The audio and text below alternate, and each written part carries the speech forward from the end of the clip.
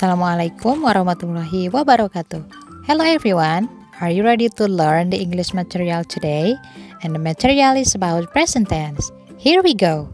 Present tense itu kan untuk menyatakan suatu perbuatan yang dilakukan secara berulang atau perbuatan yang sudah menjadi kebiasaan.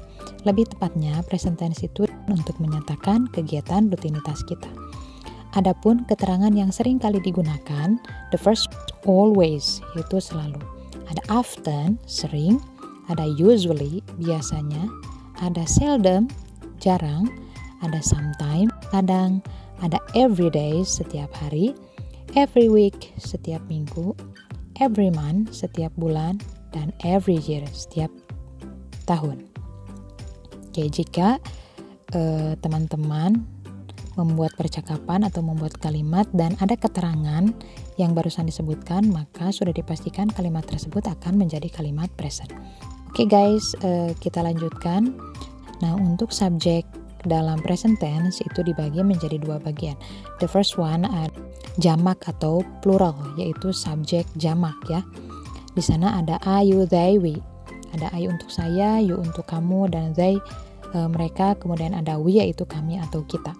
Adapun untuk subjek singular atau tunggal, ada he, dia laki-laki, ada she, dia perempuan, dan it, dia benda.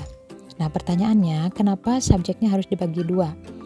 Nah, untuk memudahkan mana kata kerja yang harus ditambahkan s atau es dan mana kata kerja yang tidak ditambahkan s atau es. Karena untuk present tense ini nanti kata kerjanya harus ditambahkan s atau es atau tidak ditambahkan sama sekali, tergantung dari subjek tersebut. Nah, seperti itu. Oke guys, kita akan lanjutkan pada contohnya. Saya mengambil subjek I dan they untuk kategori jamak ya. Oke, let's pay attention. I usually go to school by walk. Saya biasanya pergi ke sekolah dengan berjalan kaki. Nah, karena subjeknya adalah jamak, yaitu I, maka verbnya atau go tidak ditambahkan apapun, tidak ditambahkan s atau es ya maksudnya. Jadi murni verb 1. Jadi I usually go to school by walk. Nah, selanjutnya untuk subjek yang kedua yaitu they. They often talk in the classroom. Mereka sering ngobrol di dalam kelas. Nah, karena subjeknya adalah they, maka talk-nya tidak ditambahkan s atau es. Jadi murni verb 1 sama seperti go tadi. Oke, let's pay attention to the next example. Ada Nina. Nina adalah penggantinya she. Jadi Nina reads the book every day. Perhatikan pada verbnya. Verbnya di sini adalah read. Tetapi karena subjeknya adalah Nina atau penggantinya adalah she, maka verbnya harus ditambahkan s. Jadi Nina reads the book every day. Seperti itu. Oke, dan pada contoh terakhir ada he always smiles at me. Dia selalu tersenyum pada saya. Nah, karena subjeknya adalah he atau subjek tunggal, subjek singular sama seperti Nina tadi, maka kata smile-nya harus ditambahkan s di ujung kata kerjanya. Jadi akan menjadi smiles. He always smiles at me. Oke, seperti itu ya teman-teman. Oke, mari kita lanjutkan pada pembahasan mana sajakah, verb mana sajakah yang ditambahkan s atau es dan mana yang tidak ditambahkan. Oke, khusus untuk yang ditambahkan es ya atau is. Nah, mereka yang di ujungnya o seperti go. Jika subjeknya he, she, it, maka akan menjadi goes. Jadi he goes, she goes, dan it goes, seperti itu. Kemudian yang ujungnya ch seperti watch, maka akan menjadi watches ya. Untuk subjek he, she, it. Kemudian yang ujungnya sh seperti wash, mencuci, dia akan menjadi washes jika subjeknya he, she, it. Nah, seperti itu. Oke, kita akan lanjutkan pada yang ujungnya s seperti kiss. Nah, jika subjeknya he, she, it, maka akan menjadi kisses. Seperti itu. Nah, adapun untuk subjeknya I, you, we, they, maka tetap saja verb 1 ya, seperti yang tertera pada kelompok di bagian sebelah kiri. Oke, kita akan lanjutkan jika ujungnya X seperti fix. Jika subjeknya he, she, it atau tunggal, maka akan menjadi fixes. Oke, memperbaiki artinya ya. Dan kemudian ini miss juga sama ya seperti kiss, itu ujungnya s akan menjadi misses, artinya merindukan. Oke, kita akan lanjutkan pada yang ujungnya y. Nah, khusus untuk yang ujungnya y, jika huruf sebelumnya adalah konsonan, seperti cry, ya, karena sebelum y itu adalah r, huruf konsonan, maka y-nya dihilangkan, diganti menjadi i, ditambahkan es, jadi cries, seperti itu. Oke, selanjutnya study ya. Contoh lain dari yang konsonan ya, yang sebelumnya adalah huruf konsonan adalah study. Dia akan menjadi studies, sama seperti yang cry, y-nya dihilangkan diganti menjadi i, ditambahkan e dan s, seperti itu. Tetapi tidak berlaku untuk yang play ya, karena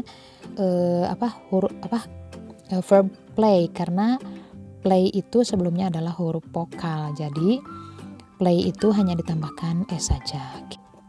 Mari kita lanjutkan pada pembahasan selanjutnya, yaitu contohnya. Oke, for example, Mrs. Anna sometimes teaches English in the afternoon.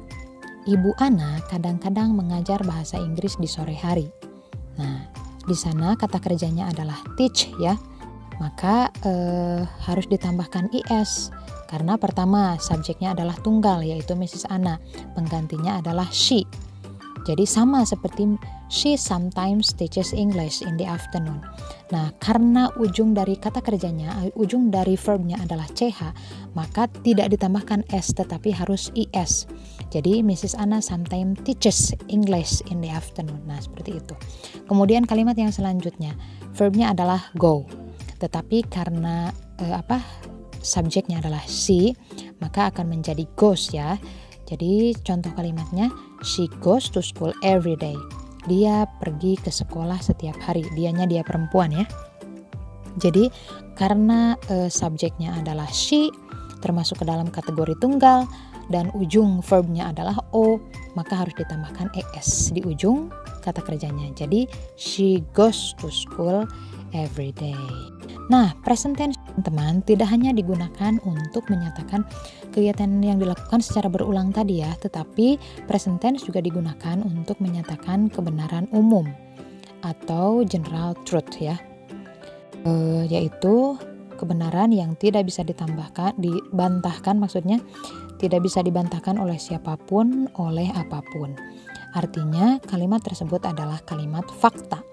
Oke, jadi contohnya adalah seperti matahari terbit dari sebelah timur dan terbenam di sebelah barat. Nah, itu adalah contoh kebenaran umum.